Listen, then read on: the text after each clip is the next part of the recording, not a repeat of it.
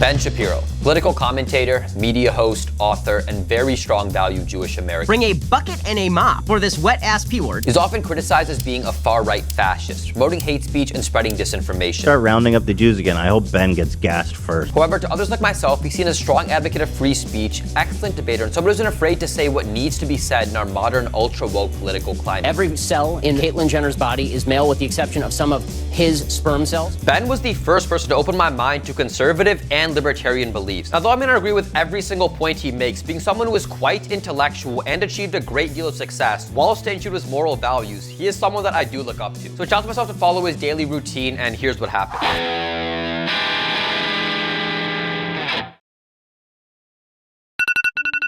Ben wakes up at around 6:15 in the morning, usually by his kids. He lets his wife sleep in and spends the next half hour taking care of them and getting them ready for school. Now, I don't have any kids, and I'm not one of those weird people who pretend that my pet is my kid, so I'm gonna spend the next 10 minutes calling up my sister on the West Coast, catching up with her. Hey, you still ugly? And although I normally put off talking to my loved ones because of the busyness of day-to-day life, it feels amazing to kick off your day by hearing from those people you care so much about. All right, love you, bye. It's a great reminder that everything I'm working for so hard in life is for them just as much as it is for me. Especially in my culture and having a single mom, I see myself as a provider of the family. He then cooks up a big breakfast of eggs for himself and his family. He notes that while he does so, he tends to scroll the news, seeing anything that may have happened overnight in the mornings. He can make tweaks as necessary for his show. Now, I'll admit eggs are a superfood. They're packed with omega-3s and protein, plus actually help prevent your eyesight from worsening over time and increase your testosterone. However, I strongly dislike breakfast. It feels weird to have food in my stomach in the morning, especially this early. Not to mention, I prefer intermittent fasting because it makes me feel less lethargic, and I get the sense that I've actually put in some work in the day to earn this food. And although he never says that, I am assuming Ben showers, freshens up, and gets dressed every morning, on top of shaving, which I can't do. I've also decided to dress up a bit to match Ben's wardrobe choices, which honestly makes you feel more sophisticated and intelligent. And in a study from the Journal of Social Psychology and Personality Science, if dressing in more formal attire than your friends, coworkers, or classmates makes you think more abstractly, holistically, and creatively. Every morning, Ben also takes the time to pray, which I will admit is something I've been lacking in severely in the past year. But religion is dying in Western countries. I'm sure you noticed it, Ben points it out as well, and that's quite unfortunate because not only is religion the moral fibers that hold our country together, according to Pascal's Gamble, it just is a better investment to believe in God and be a God-fearing, pious person. So make it a habit to pray every day. And after prayer, he's headed to the office to do his daily show. Now, Ben covers a lot on his show. He'll criticize modern issues, talk about foreign policy, note things happening in Congress, he'll give his thoughts on pop culture, the whole shebang. Really, nothing is off the table. Honestly, my favorite show of Ben's is just reacting to woke TikToks. Let's do that. Guys, this is Val's first time drinking water in 5 months. 5 months. Finishing 2 sodas in 1 minute. Go. Drink. Drink it. It smells cold. Drink it. Drink it. Bruh. How does it taste? How does it taste? Say it to the camera. Bland.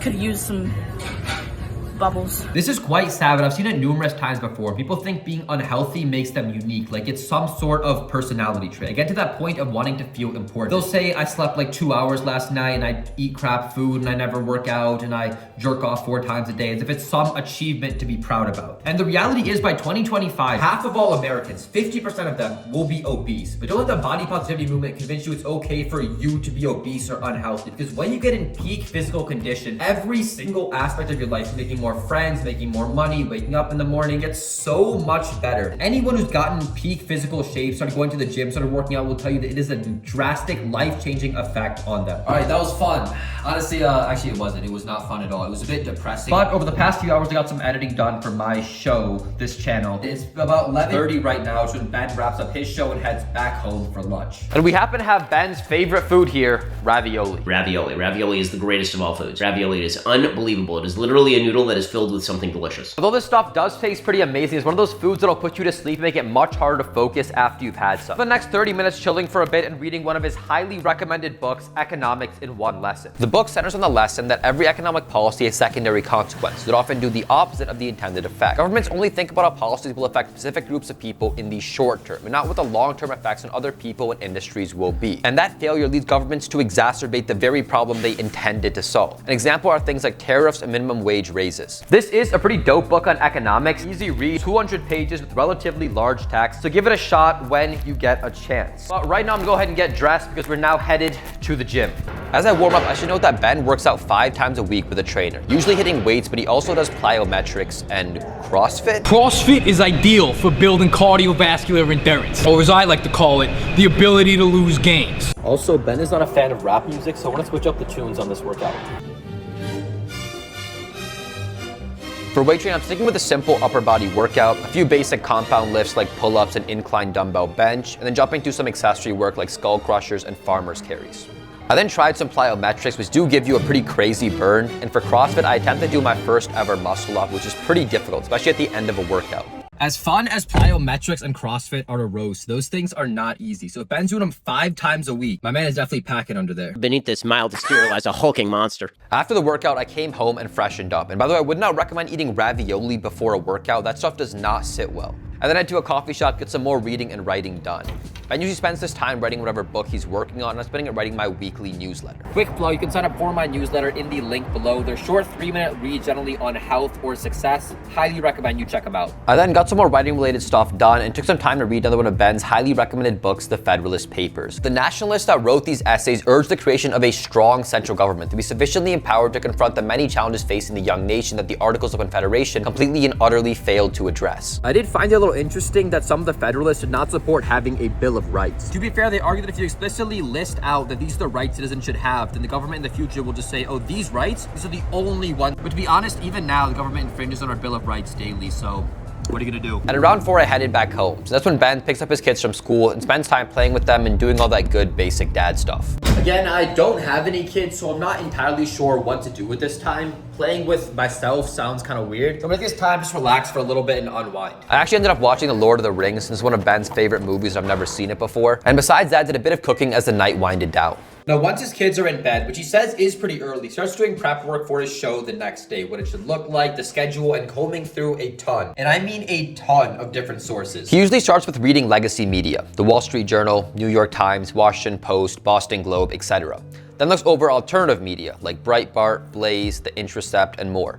And finally clips online, places like Media Eye and Gradient. So normally during this time, I'll work on whatever stuff I need to get done. But today I decided, let me actually comb through the news, see how Ben exactly does it. And this stuff is so utterly depressing. Let me read through some of this. Planet's gonna die, people are more depressed than ever, more shootings, natural disasters, US dollars dropping in value, more extreme politics. Literally just eats at your soul, reading headline after headline of the worst stuff happening in the world. And obviously you and I both know the news has biases and they fear monger and propaganda. The headlines are super exaggerated. So it's really impressive that Ben just keeps up to date with all this stuff himself. He has no help writing his show. After he's done prepping for his show, Ben tends to spend an hour or 2 with his wife. And I don't have a wife, especially not a doctor that's a wife. So to fill in this gap of time the best I could, I scheduled 2 back-to-back dates. I figured since Ben's time efficient, he would also schedule first dates back-to-back. And during so I thought over his relationship advice for finding a wife. Where he notes there has to be 2 key elements. Firstly, physical attraction, and secondly, holding the same values and beliefs. And being totally unfiltered, to look at things from his perspective, I have no positive common values with either of these girls, and neither seem particularly intelligent.